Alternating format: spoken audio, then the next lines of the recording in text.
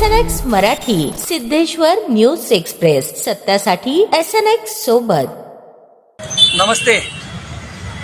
मी आज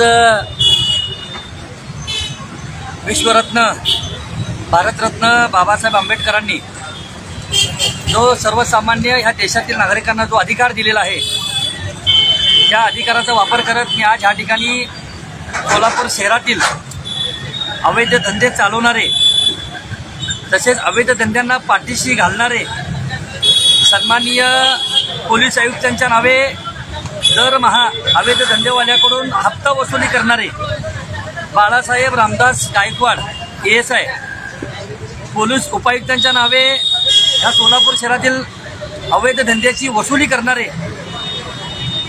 भागवत शिंदे पोलीस हवालदार, राजू चव्हाण हे एक पोलीस हवालदार यांच्या विरोधामध्ये मी गेल्या 15 ते 18 दिवसापासून एक सोलापुरातील सामान्य नागरिक म्हणून, एक सामान्य युवक म्हणून ह्या ठिकाणी मी लढत आहे।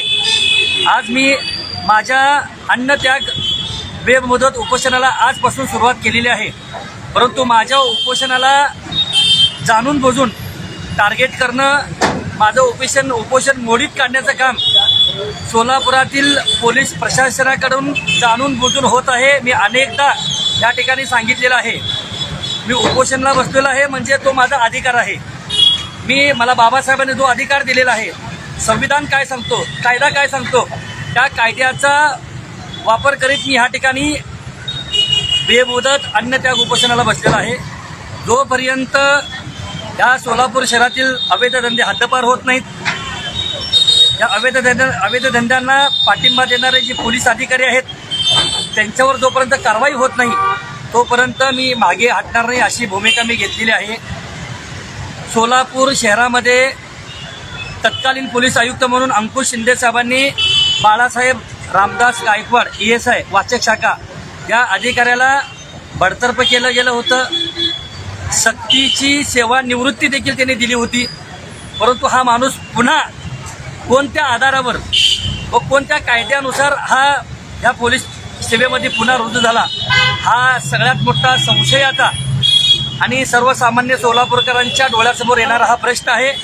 म्हणून मी या ठिकाणी आज राष्ट्रवादी युवक काँग्रेसच्या वतीने या ठिकाणी बेमुदत अन्नत्याग उपोषणाला या ठिकाणी बसलेलो आहे। माझी राज्याच्या मुख्यमंत्र्यांना विनंती आहे की जर आपण सोलापूरसाठी फक्त एखादा तास जरी तुम्ही दिला तर या सोलापूर शहरामध्ये जे पोलीस वसूलदार, अवैध धंद्यापासून वसुली करणारे जे पोलीस वसूलदार आहेत त्यांनी आतापर्यंत शेकडो कोटी रुपयाची माया ह्या ठिकाणी जमवलेली आहे।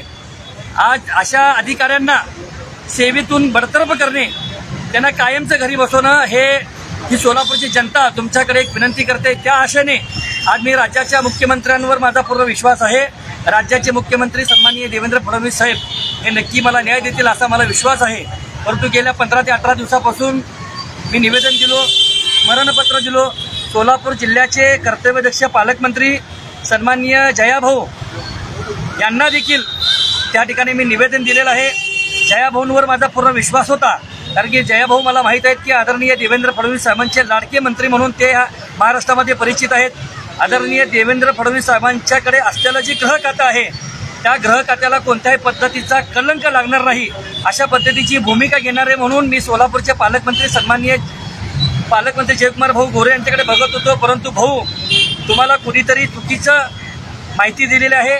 तुमच्याकडे आजूबाजूला असणारे जी काही सगळे लोक जे आहेत तुमच्यापाशी कानामध्ये सांगणारे, ते त्यांचा फायदा अशा वसूलदाराकडनं होतोय म्हणून तुम्हाला कुणीतरी चुकीचं सांगितलेलं आहे। परंतु मी जो विषय घेऊन या ठिकाणी उपोषणाला बसलेला आहे, तरी नक्कीच तुम्ही माझ्या उपोषणाच्या बाबतीमध्ये मी ज्या पद्धतीचे विषय तुमच्यासमोर उपस्थित केलेले आहेत, तुम्ही एक चांगल्या पद्धतीची अधिकाऱ्यांना समिती गठीत करून तुम्ही ह्या बाबतीमध्ये नक्कीच माहिती घ्यावी असं मला वाटतंय।